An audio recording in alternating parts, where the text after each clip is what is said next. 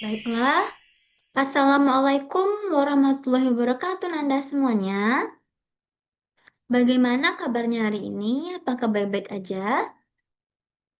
Oke, Alhamdulillah ya Nanda, kalau semuanya baik-baik saja. Nah, sebelumnya, perkenalkan nama Ibu Afifah Azhara.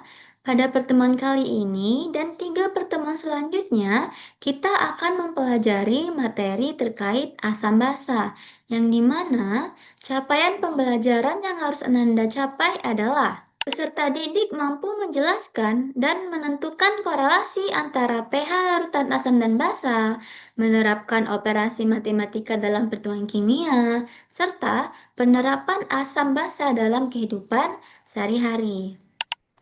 Kali ini merupakan pertemuan pertama dari materi asam basa, yang dimana tujuan pembelajaran yang harus Ananda capai adalah peserta didik mampu menjelaskan konsep asam dan basa menurut teori Arrhenius, teori Bronsted-Lowry, dan teori Lewis. Pada bab sebelumnya, Ananda telah mempelajari materi mengenai larutan. Nah, di sini ada yang masih ingat nggak apa itu larutan? Iya, benar ya Nanda. Jadi, larutan merupakan campuran homogen yang terdiri dari pelarut dan zat terlarut. Nah, di sini Ibu memberikan sebuah contoh larutan yang dapat kita temui dalam kehidupan sehari-hari, yaitu air laut. Coba Nanda perhatikan nih, gambar yang ada pada layar. Coba tentukan mana yang bertindak sebagai pelarut, mana yang bertindak sebagai zat larut. Ada yang tahu nggak? Iya, benar. Pelarut dari air laut adalah H2O atau air, sedangkan zat terlarut dari air laut merupakan garam. Garam atau NaCl ketika kita larutkan ke dalam air, ia akan mengalami ionisasi. Nah, reaksi ionisasi ini sendiri adalah suatu proses di mana senyawa diuraikan menjadi ion-ion penyusunnya. Adapun reaksi ionisasi NaCl adalah Na+ dan Cl-. Larutan terbagi menjadi dua, yaitu larutan elektrolit dan larutan non-elektrolit. Coba Nanda perhatikan kedua lampu pada kedua larutan yang terdapat pada layar. Apakah perbedaannya? Ya, benar Nanda. Jadi, lampu pada larutan garam dapat menyala, sedangkan lampu yang terdapat pada larutan gula tidak dapat menyala. Mengapa demikian? Ada yang tahu nggak kenapa?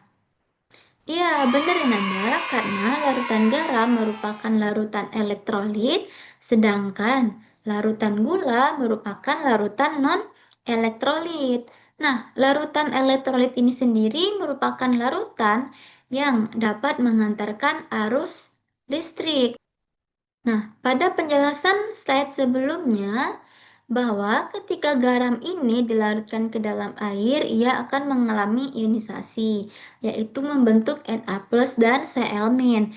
Nah, ion-ion yang terlarut inilah yang bertindak sebagai pembawa muatan, yang memungkinkan larutan ini dapat mengantarkan arus listrik. Nah, makanya di sini larutan garam ini lampunya dapat menyala karena ia dapat mengantarkan arus listrik. Oke, yang menjadi pertanyaannya adalah, selain larutan garam, larutan apa sajakah yang termasuk larutan elektrolit? Apakah Anda tahu? Iya, jadi selain larutan garam, larutan yang termasuk larutan elektrolit adalah asam dan basa. Iya, sesuai dengan topik kita hari ini. Nah, asam dan basa ini sangat banyak sekali kita temui dalam kehidupan sehari-hari ya Nanda. Nah, di sini ada contohnya nih. Ada contoh dari asam ya. Ada jeruk, jeruk nipis, ada apel, dan ada anggur. Oke. Selain terdapat pada buah-buahan, asam juga terdapat pada lambung. Ada yang tahu nggak? Asam apa? Ya, asam klorida atau HCl.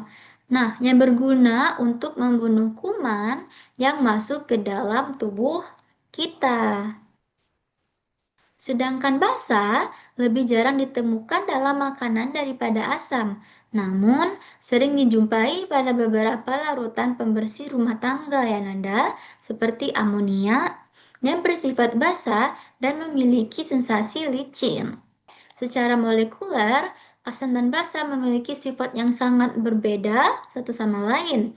Nah, apakah yang dimaksud dengan asam dan basa? Bagaimanakah perbedaan sifat asam dan basa?